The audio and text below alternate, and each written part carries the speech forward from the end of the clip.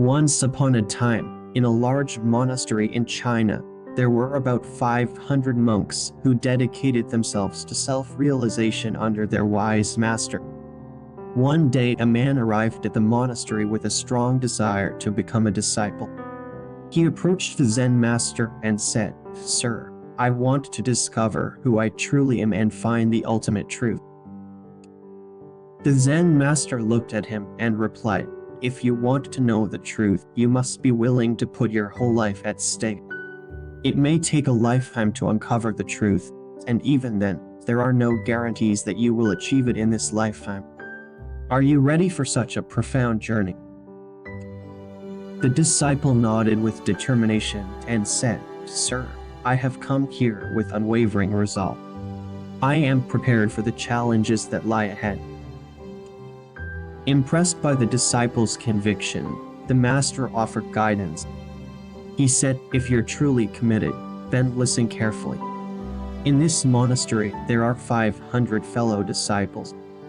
Take responsibility for pounding rice to feed them.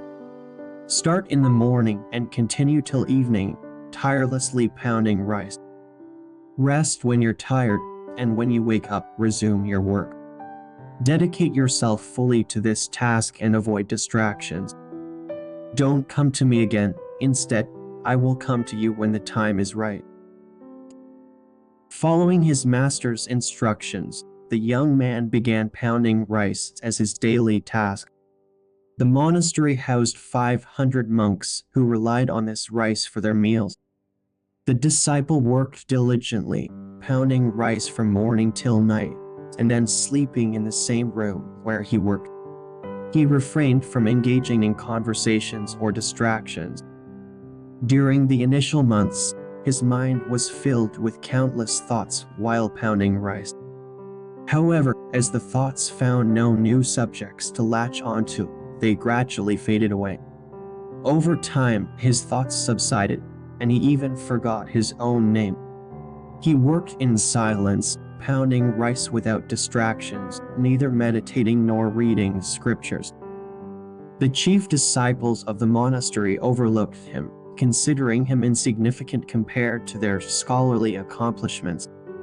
They believed he was merely a rice pounder who lacked knowledge or spiritual pursuits.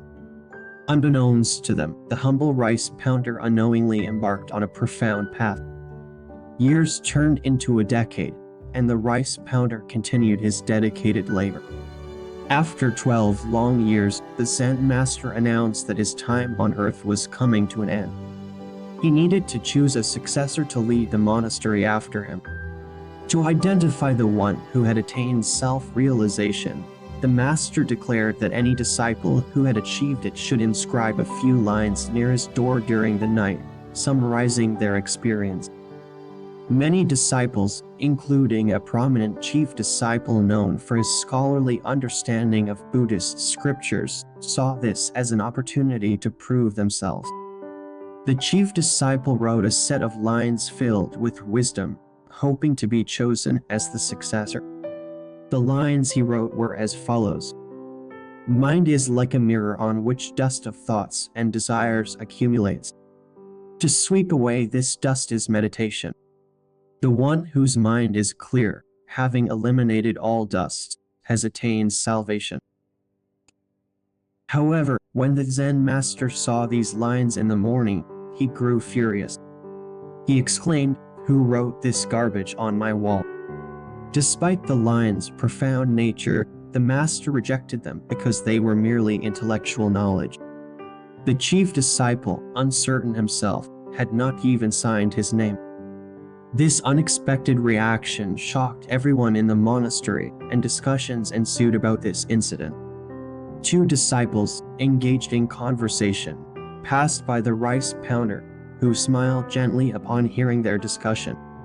Intrigued, the disciples approached him and asked why he was laughing.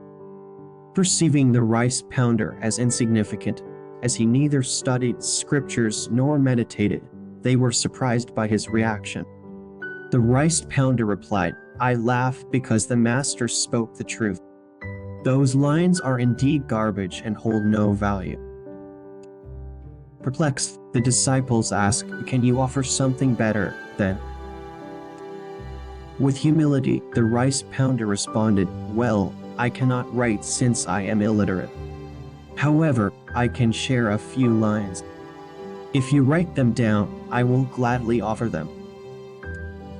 Excited by the prospect, the disciples accompanied the rice pounder to the master's room. The rice pounder shared his lines, and the other disciple carefully transcribed them on the wall, giving due credit to the rice pounder beneath the verses. Mind is just an illusion. There is neither mind nor a mirror of the mind. And when the mind ceases to exist, where can the dust settle? The one who realizes this has discovered the truth.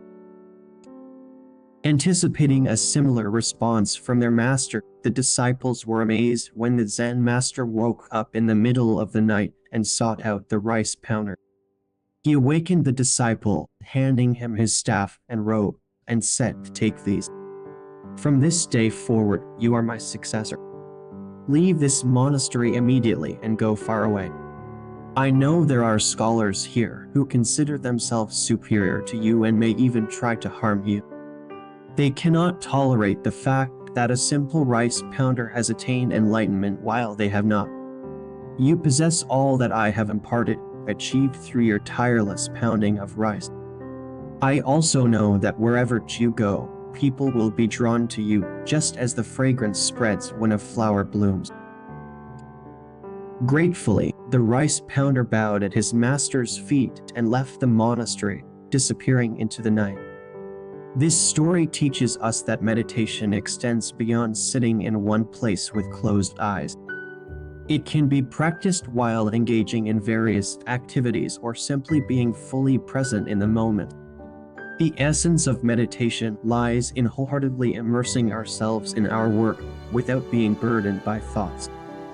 Just as the rice pounder attains self-realization through unwavering dedication, we too can discover profound truths by merging our work and meditation, allowing our actions to become a form of meditation.